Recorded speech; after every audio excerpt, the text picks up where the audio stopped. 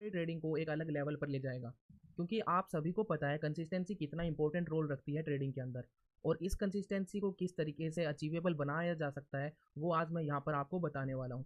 तो सबसे पहले बात करते हैं कि आपके पास एक टारगेट सेट होना चाहिए। क्यों? क्योंकि बिना एक क्लियर गोल के आप हमेशा डायरेक्शनलेस फील करते हो, आप फोकस नहीं रख पाते हो, जिसकी वजह से अल्टीमेटली जो इम्पैक्ट पड़ता है वो पड़ता है आपके मनी के ऊपर, जिसकी वजह से आप अपने कैपिटल को ही वाइप आउट कर देते हो। तो सबसे पहले बात करेंगे किस तरीके से मैं एक रियलिस्टिक और अचीवेबल टारगेट सेट करता हूँ मेरे खुद के लिए, पूरे मंथ के लिए। तो यहाँ पर हमारा जो नेक्स्ट टारगेट है यानी स्टेप है वो रहेगा कि हम सबसे पहले एक मंथली टारगेट सेट करने वाले हैं। यहाँ आप सभी को पता है कि मैं एक क्रूड ऑयल में यानी इंट्राडे ट्रेडिंग करता रहता हूँ। तो मेरा जो एक टारगेट रहता है वो रहता है महीने भर का 1000 पॉइंट्स का। आप सभी को लगेगा कि यार 1000 पॉइंट्स तो बहुत ज़्यादा होते हैं, बट बिलीव मी, आज जो मैं चीज़ें बताने वाला हूँ 1000 पॉइंट्स क्या आप इससे भी ज़्यादा अचीव कर सकते हो, वो भी बिल्कुल ईजी वे में। तो वीडियो को लास्ट तक देखना, आपको सारी चीज़ें आसानी से समझ में आएंगी, और छोटे रियलिस्टिक वे में टारगेट को किस तरीके से ब्रेक डाउन किया जा सकता है वो सारी चीज़ें अच्छे से आप समझ के उसको अप्लाई भी कर पाओगे। तो सबसे पहला हमारा टारगेट क्या रहेगा, हम एक मंथली टारगेट सेट करेंगे हमारे लिए। अगर आप चाहे निफ्टी ट्रेडिंग करते हो, बैंक निफ्टी ट्रेडिंग करते हो, वहाँ पर भी सेम फॉर्मूला यूज़ होगा। तो वीडियो को लास्ट तक देखना, स्किप मत करना। यहाँ पर सबसे पहला स्टेप है हम एक मंथली टारगेट सेट करेंगे।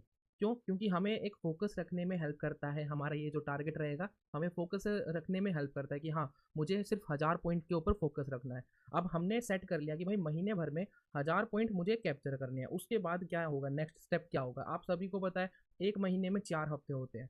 तो 4 हफ्ते के हिसाब से अब हम क्या करेंगे, हमारे जो टोटल 1000 पॉइंट का टारगेट है इसको हम डिवाइड करेंगे चार, यानी 4 से। अब 4 से क्योंकि एक हफ्ते में यानी एक महीने में 4 वीक होते हैं, तो हमारे जो टोटल मंथली टारगेट है उसको हम डिवाइड करेंगे 4 वीक से।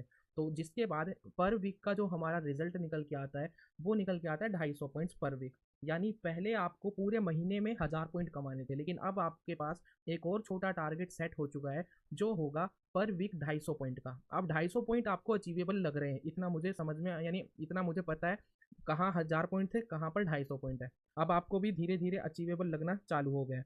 अब हमारा जो नेक्स्ट स्टेप है, आप सभी को पता है कि यार कुछ लोग ऐसे होते हैं जो बिगिनर होते हैं। अब बिगिनर जो लोग होते हैं उनको 250 पॉइंट भी कुछ ज़्यादा ही लगते हैं। अब उनके लिए हम क्या करेंगे, और ज़्यादा ब्रेक डाउन करेंगे। ब्रेक डाउन का मतलब है अब जो हमारा 250 पॉइंट पर वीक है उसको हम डिवाइड कर देंगे 5 से। अब 5 से क्यों?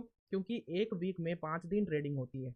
तो जब हमारा पूरे वीक का टारगेट है 250 पॉइंट, तो उसको 5 से डिवाइड करने के बाद पर डे का हमारा रिजल्ट निकल के आएगा 50 पॉइंट। आपको अब यहाँ पर सिर्फ और सिर्फ एक दिन में 50 पॉइंट ही कैप्चर करने हैं। कहाँ पर पूरे महीने में 1000 पॉइंट कैप्चर करने थे, और कहाँ अब एक दिन में सिर्फ और सिर्फ 50 पॉइंट ही कैप्चर करने हैं। तो अब आपको ये बिल्कुल ही रियलिस्टिक अप्रोच लग रही है। अब मैं रियलिस्टिक अप्रोच क्यों बोल रहा हूँ, क्योंकि इसका बेनिफिट ये है, यहाँ पर एक स्मॉल और रियलिस्टिक टारगेट दिखाई दिया आपको।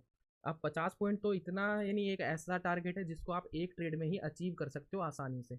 अब इसको स्मॉल और रियलिस्टिक टारगेट के होने की वजह से आप अपने गोल्स को मैनेज कर सकते हो। अब वहाँ पर एक चीज़ और होगी कि आपको ओवर ट्रेडिंग करने की ज़रूरत नहीं पड़ेगी। क्यों? क्योंकि एक ट्रेड में ही आपका टारगेट सेट हो जाएगा। आपको पता है यार 50 पॉइंट कैप्चर करने हैं, तो वहाँ पर एक ट्रेड में भी आराम से आपको 50 पॉइंट मिल सकते हैं, जिसकी वजह से आपको ओवर ट्रेडिंग करने की ज़रूरत नहीं पड़ेगी। अगर ओवर ट्रेडिंग नहीं करोगे तो बिना बात की ब्रोकरेज भी नहीं पे करनी पड़ेगी, और आप बिना बात के लॉस भी नहीं लेने वाले।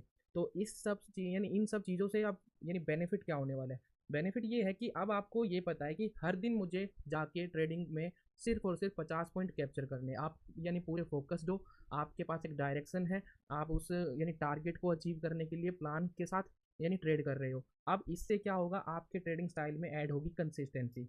आप इस कंसिस्टेंसी को पूरे महीने भर अगर मेंटेन रखते हो तो फिर आपका जो 1000 पॉइंट का जो टारगेट है उससे भी ज़्यादा आप अचीव कर पाओगे। मेरा नॉर्मल जो टारगेट रहता है 1000 पॉइंट का रहता है, लेकिन पिछले ही मंथ मैंने 1385 पॉइंट कैप्चर किए हैं। तो इसका ये मतलब नहीं है कि आप सिर्फ 1000 पॉइंट कैप्चर करके रुक जाओगे, नहीं। हमारे पास एक यानी प्रोबेबिलिटी रहती है, हमने जो टारगेट सेट किया है, मानो हमने यहाँ पर 1000 पॉइंट यानी टारगेट सेट कर लिया महीने का।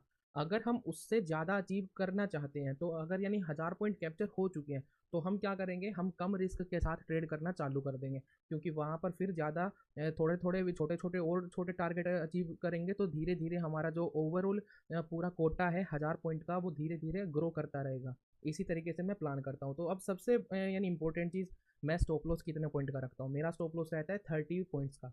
30 पॉइंट्स के स्टॉप लॉस के साथ मैं मिनिमम 1:2 के रिस्क रिवॉर्ड को फॉलो करता हूँ।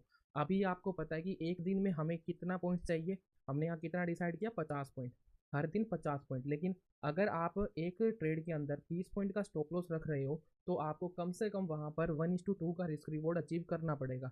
अब 1:2 का मतलब है 30 पॉइंट के ऊपर आपको कम से कम 60 पॉइंट निकालने पड़ेंगे। अब 60 पॉइंट निकालने का फ़ायदा क्या है? 60 पॉइंट निकालने का ये फ़ायदा है कि अगर आप एक दिन में 60 पॉइंट निकाल लेते हो, आपका टारगेट था सिर्फ 50 पॉइंट का, तो जो एक्स्ट्रा 10 पॉइंट है वो एक बफर हो चुका है, आपके लिए बोनस हो चुका है। अगले दिन आपको 40 पॉइंट कमाने 50 की जगह, इस तरीके से। अब एक और चीज़ होती है, ये तो देखो यानी नॉर्मल सा एक ट्रेडिंग प्लान है। मैंने क्या किया, एक सेट किया टारगेट, मंथली टारगेट। एक समरी कर देते हैं। यहाँ पर मैंने 1000 पॉइंट का एक मंथली टारगेट सेट किया, उसको फिर मैंने 4 वीक से यानी डिवाइड करके पर वीक का एक टारगेट यानी डिसाइड कर लिया। मेरा भाई मेरे को एक हफ्ते में सिर्फ 250 पॉइंट कमाने हैं। उसके बाद मैंने उसको भी ब्रेक डाउन कर दिया पर डे के हिसाब से। पर डे के हिसाब से मेरा 50 पॉइंट पर डे का यानी टारगेट सेट हो चुका है। अब ये एक छोटा स्मॉल रियलिस्टिक टारगेट हो चुका है। क्यों? देखो यार, लोगों को दिक्कत क्या कहाँ आती है, उनके पास कोई टारगेट सेट नहीं होता कि आज मुझे कितने टारगेट यानी कितने पॉइंट कैप्चर करने हैं। अगर आप निफ्टी में भी ट्रेड करते हो, आपके पास, आप खुद यानी पूछो अपने आप से, क्या आप अपने आप को कोई टारगेट सेट करके देते हो कि आज मुझे अगर यानी 100 पॉइंट भी मिल गए तो मैं क्लोज कर दूंगा? नहीं, ऐसा कुछ नहीं होता। जब तक 3 यानी 3:30 नहीं बजते, आपको यानी बस ट्रेड मारने होते हैं। उसकी वजह से आप क्या होते हैं, ओवर ट्रेडिंग कर बैठते हो। ओवर ट्रेडिंग की वजह से बहुत सारे लॉसेज हो जाते हैं। तो सीधी सी बात है, कंसिस्टेंसी फिर वहाँ पर मेंटेन नहीं हो पाती। तो कंसिस्टेंसी को मेंटेन करने के लिए आपको स्मॉल और रियलिस्टिक टारगेट सेट करने पड़ेंगे, जिसकी वजह से आप अपने गोल्स को इजीली मैनेज कर सकते हो और ओवर ट्रेडिंग से बच सकते हो। तो ये इस तरीके से मैं अपना ट्रेडिंग प्लान सेट करके रखता हूँ पूरे महीने भर का।